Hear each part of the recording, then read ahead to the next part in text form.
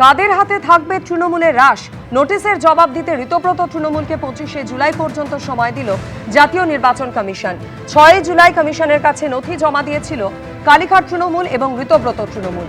নোটিশের জবাব দিতে সময় চেয়েছিলেন বিধানসভার বিরোধী দলনেতা ঋতব্রত বন্দ্যোপাধ্যায়। ঋতব্রত তৃণমূলকে 25শে জুলাই পর্যন্ত সময় দিল জাতীয় নির্বাচন কমিশন।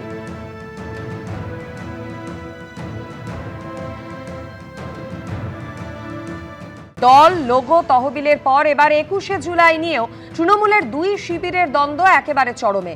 মেয়র রোড পরিদর্শন ঋতব্রত তৃণমূলের সদস্যদের। গতকালই সভাস্থলে যান ফিরহাদ হাকিম, চন্দ্রিমা ভট্টাচার্য, জাভেদ খানরা। নাচ গান হবে না, শহীদ তর্পণ হবে, দাবি করেছেন ফিরহাদ হাকিম।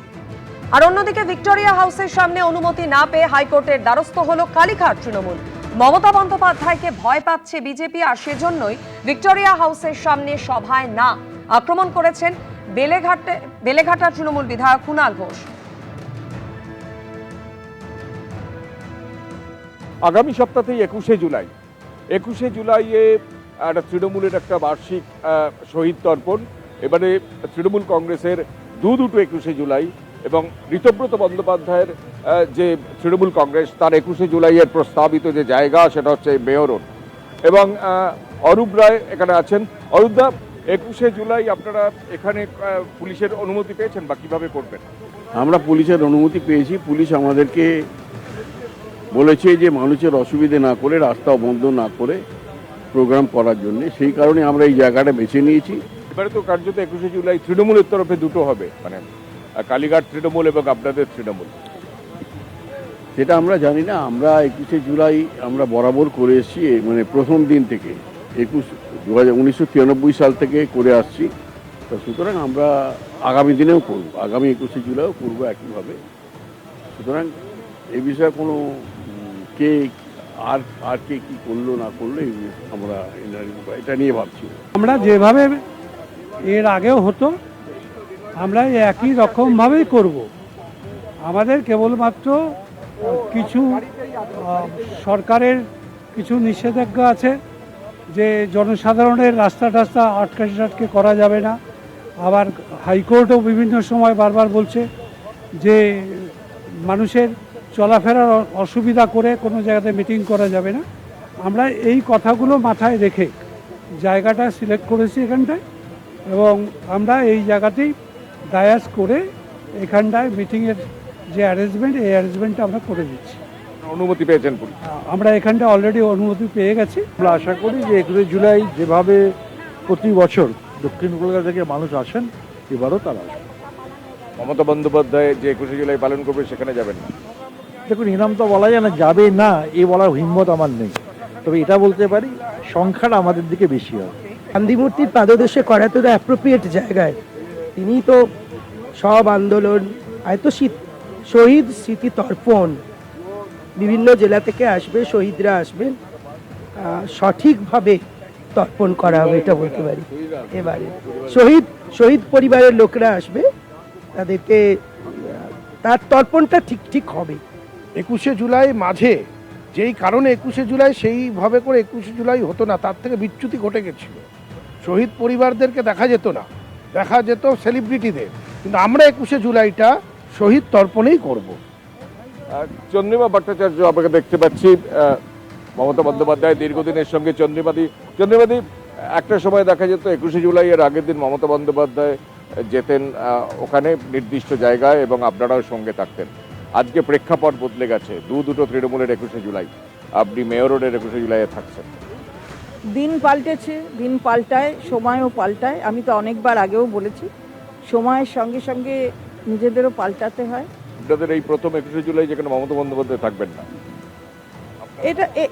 এটা মমতা বন্দ্যোপাধ্যায় থাকা না থাকার ব্যাপার নয়, এটা হচ্ছে শহীদ তর্পণ, শহীদদের তর্পণের দিবস। এটা 21শে জুলাই 13 জন শহীদ প্রাণ দিয়েছিলেন।